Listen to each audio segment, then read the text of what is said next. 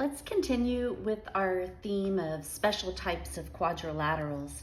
So in previous videos, we've seen that a parallelogram is a quadrilateral, and there were two different types of parallelograms, either a rectangle with all congruent angles or a rhombus with all congruent sides. Missing the B in the word rhombus there.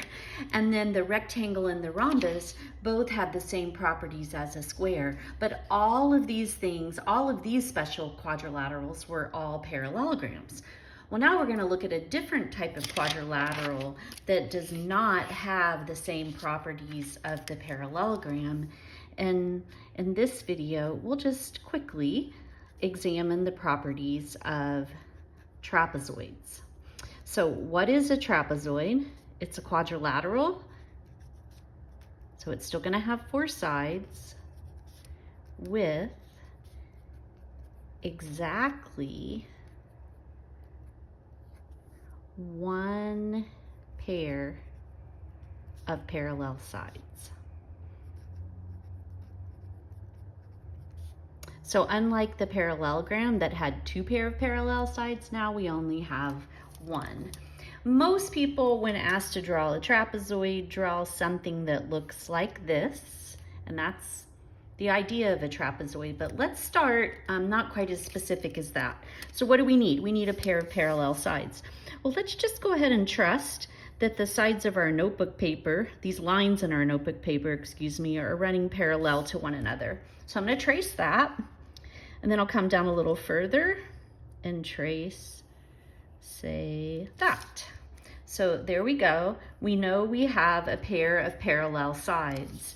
And then if I connect the endpoints of those sides, I have two more sides for a total of four. So I know I have a quadrilateral, but only one pair of parallel sides. The parallel sides are called the bases, and a trapezoid has two bases. So the bases are the parallel sides. And since there are two of them, and you can see they obviously have different lengths, we use subscripts. So we can call them base sub 1 and base sub 2 using subscripts. And then we have two other sides, and those, you've heard this word before, those are called legs. We usually use that word when we're looking at triangles, but a trapezoid has legs as well. And these are the non-parallel sides. Okay, so these are the two legs of the trapezoid. Now, we already know an awful lot about a trapezoid because we've studied parallel lines and transversals. That pink line is a transversal. I could extend this side over here that's crossing those two parallel lines. What do I know about angles? I'm going to call them A and B. I don't want you to confuse the B with the B's that represent the bases. But what do I know about these two angles? They're on the same side of the transversal inside the parallel lines. They're consecutive interior angles, and we already know that if you add those together, they're going to equal 180 because they're supplementary. So if I come over here, let's call them something different. I think we can see that this angle does appear to be quite a bit larger than that one, and this one appears to be quite a bit smaller than that one. I'm going to give them different names. I'm going to call them angles C and D. But same thing is happening. I just have a different transversal now. So now I have this yellow transversal, but it is still crossing these two parallel lines. And if I extend them, C and D are inside the lines on the same side of the transversal. So C and D are also consecutive interior angles. So the angles that fall in between the two bases are always going to be supplementary in just any old trapezoid. All right, but now why don't we draw a trapezoid that looks more like this one, which is just what people tend to draw. So it's a special type of trapezoid. So the trapezoid is a special type of quadrilateral, and now we'll even zoom in further and look at a trapezoid that's considered to be isosceles. So how do I guarantee that it's going to be isosceles? Well, the first thing I need to do is once again make sure that I actually have a trapezoid. So this is going to be base sub 1. And then base sub 2 is to be determined down here. I'm going to go ahead and just make it a little longer than maybe it needs to be. And what I'm going to do is I'm going to use a compass and I'm going to measure. I'm just going to make a random arc. So from that top vertex to here, this is going to be one vertex of my trapezoid, and I'm going to come over here and do the same thing. And there's the other vertex. So I know that this distance is equal to that distance. And when I draw this, I know that I'm making the two non-parallel sides, the legs, these are now congruent to one another. So in your notes, just kind of sketches, if you don't have a compass, sketch as best you can what I've done and mark them congruent. These are my two bases. All right, and then these are the legs. So in an isosceles trapezoid, the legs are congruent to each other. And when we have congruent legs, there's a little more going on in this trapezoid. So I'm gonna go back, I'm gonna call these angles A and B like I did before. And we already know that they add up to 180, but let me just trace angle A this time.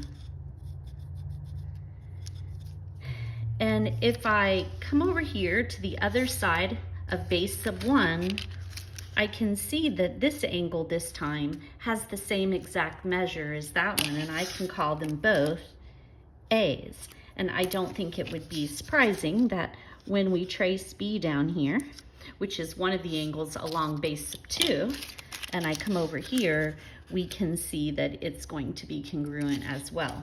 So in an isosceles trapezoid, the base angles are congruent. So these two angles are base angles because they both lie along base sub 1. These are another pair of base angles because they lie along base sub 2. So let's go ahead and write that. We know that about an isosceles trapezoid. The base angles are congruent. We already said that the legs are congruent. And then there's one other special property in an isosceles trapezoid. So it's a quadrilateral because it has 4 sides. The 4 vertices of this quadrilateral have all been connected, but I still can connect vertices. I just have to go through the interior of the quadrilateral to do that. If I connect these 2 vertices that have not previously been connected, I just made a diagonal. Anytime you connect 2 vertices that aren't sides of a polygon, then they're diagonals. And a trapezoid has 2 diagonals, just like we saw with the square and the rectangle, the rhombus, the parallelogram. We examined their diagonals. So, you know, you might wonder, well, do the diagonals bisect each other, for instance, like they do in a parallelogram? Well, if I trace, say, this top half here, and come down here, this other piece is clearly longer than that, so they don't bisect each other. They sure don't look like they're making a right angle where they intersect. But what is happening is if I measure one of the diagonals in the isosceles trapezoid, there's my compass setting, it has the same measure as the other. The diagonals are congruent to one another in the isosceles trapezoid.